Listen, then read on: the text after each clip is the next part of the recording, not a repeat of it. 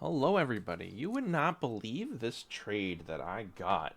I mean, you'll see what it is because it's in the title, but as I unbox this, make sure you subscribe for my daily uploads, except when I accidentally forget to queue up more videos, and check out the coffee in the description because donating anywhere between $1 to $5, it goes a long way. You don't realize how much I ship knives.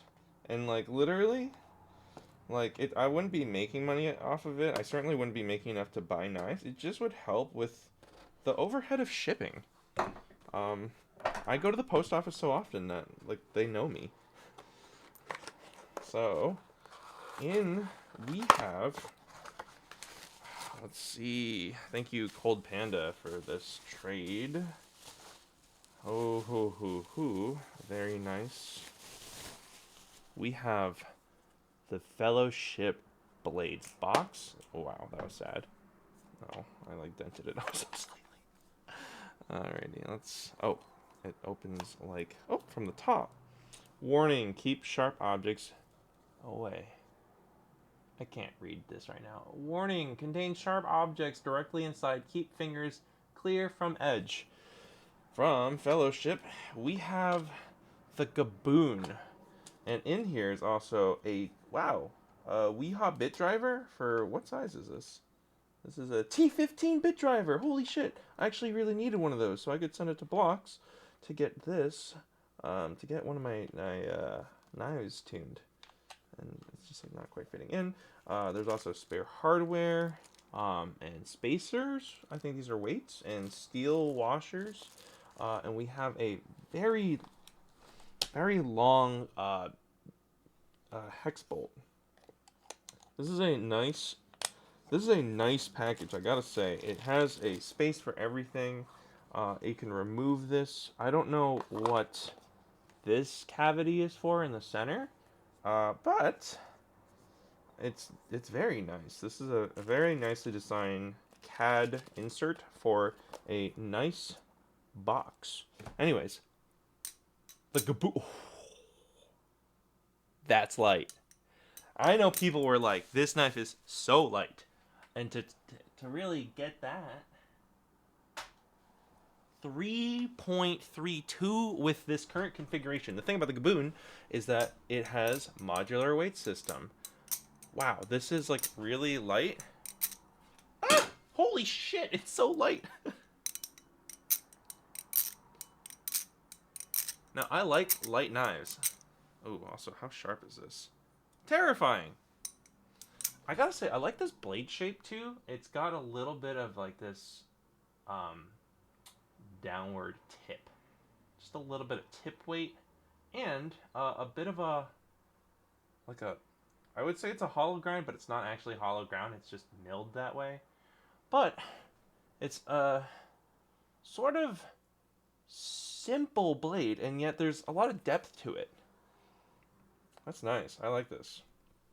And of course, there's the Fellowship logo here, and Magna Cut number 17. As for the interior, there's jimping. It is a sandwich design with like a set of. Well, there's one spacer and two weights. There's also, to my knowledge, essentially. Wow, I should be careful with this blade. There are two weights here at the end with the spacer, but you can see these cavities where you can put in these bolts, four of them in fact, and so you can actually make it heavier or lighter. Right now, this is goddamn neutral. Holy shit. Like, this feels really neutral.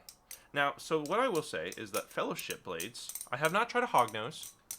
I have tried Medusa V3 trainer, and I did not love the Medusa V3 trainer because it was just part of it was that it was aggressively handle bias, which is not like the fault of the knife. It's just a preference thing. Not that I dislike handle bias knives. It definitely had the intentionality. What I didn't like though was that it felt like there was nowhere comfortable on the face for me to hold. So see, you can see here on the Pluto, you have like these grooves, but they're not super duper deep with these sort of cavities here on the face. The Medusa, it's like a very deep groove, and so it wasn't really comfortable for me to hold. The faces of the Gaboon have no milling, so it's really smooth and of course easy to hold. But and it's a sandwich design, so it's got grip, as well as the fact that it has. Oh my god, I'm like scared. You know what? Let me ladder on the not bite side so I don't hurt myself. Nice, very nice. A little bit of jimping, even on a sandwich Balisong, is. You can never have too much jimping. Wow. So, this knife, however, so I was not sure if I would ever try an Empress. I'm not opposed to trying a hognose. I just haven't gotten my hands on one. I know he's also making updates too. He's trying to get into that sweet aluminum game, but it's already a pretty saturated market, especially conquered by Squid Industries. And LDY has some really good aluminum products for prices that a lot of people just can't compete with because LDY is Chinese. And so I think the Gaboon is actually like the product for Fellowship blades, because I just wasn't that into the Medusa. I liked how it looked. I just didn't like how it felt to hold. And flipping it actually carries momentum beautifully. And I made a whole video about the Medusa and why I didn't keep it. But the Gaboon, I understand that this knife is not for everyone. Not even close. This knife is super light. It is probably one of my lightest titanium knives. The ski bones is lighter at like 3.01. It is in fact just a skeletal design. But this one, like, there's no milling on the faces. I don't know. Oh, so a lot of the milling actually is like in the slab's interior. You can see that a lot of these are just they're just deep grooves. And so, like, the alternative, and that's on both sides, of course. Alternatively, when I tried the Jimpy Sentinel, I was like, this is so much heavier than I thought. And while the handles were like probably not that much bigger than like this circumference, the actual channel itself, I guess, like, was quite thick. Like the channel, there was a channel that I didn't have to worry about tap, but there was so much material in the titanium and there was no milling inside that it just was so much heavier than I really expected. This, on the other hand, is just so light. If you love super light knives, you could really go to town with this. This is just, again, this is not for everyone, but I like this a lot, actually. And now let me just see what's in the box again, because I know that there's spare hardware. But, oh, and also, so there are these spacers that have weight. And normally I wait to disassemble my knives. I did do it for the... Oh, I think the way that works... Yeah. Okay, so I get it. So, essentially, I think this is the stock configuration. I would have to look it up with the regular spacer and these two weights on the bottom. But there are also these, I assume, titanium extra spacers that are like that stick out all the way through.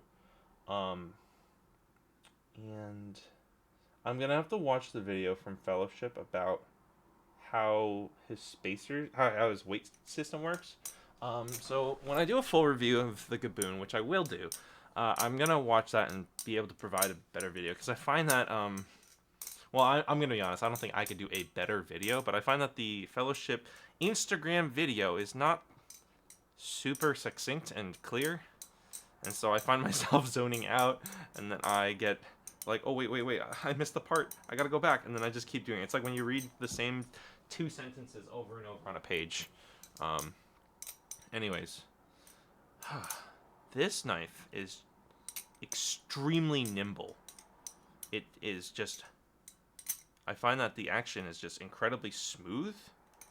And again, this thing is fucking light.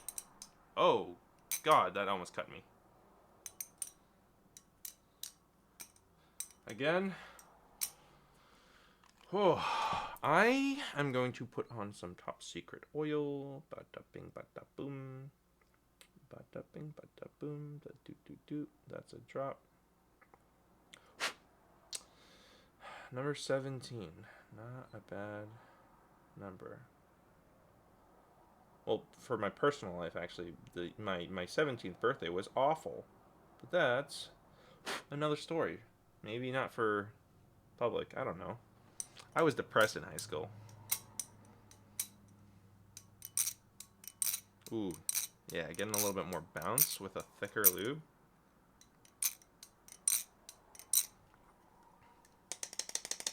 Now, if I do find that thick lube is actually inheriting... No, I don't find that. That said, though, I might need to experiment with different lubes because normally I don't find that lube... Thick lube, it, like, can slow down the action of the knife, but it's never been too much of an issue. However, because of how light this knife is, it could be a factor. I do feel like it still feels fine, but I think in the future... I might use a thinner lube just in case. I do have some Carbon Honey Light, which is good in that it will be like a thin lube. Ay-ya! But it still has graphene, so it keeps it. It won't make it sound as like. Yeah, there's like a bit more ring now. I do believe that I plan on sending this to... Ow! What the fuck? Ooh, I got, like, pinched in the chap. Actually, let me take a look at the Zen pin. The Zen pin, honestly, pretty unremarkable. It's not very high. I don't think I can get pinched, though. And that's good enough by me. Handle gap is fine, too. I find that the biggest thing about the Gaboon right now is that I actually do like the blade shape. Wow, I'm so sorry about this light. I find that the blade shape is quite nice looking. But the most remarkable thing about the Gaboon is just simply that it's unbelievably like small, light, and has I think a pretty unique weight system that I will explore more. All in all, my initial impressions of the Gaboon, it's nice. I like this. But some people will, I don't know, some people love heft. Some people like momentum. And you can probably get momentum with these titanium spacers on the bottom. Maybe at the cost of the balance being so neutral. It almost feels like a toy, a very dangerous toy. I mean, I guess granted, Balisongs kind of just are all dangerous toys. I mean, if they're live, which this is, and it is sharp and scary. Ooh, but it's just so nimble and it's easy to manipulate.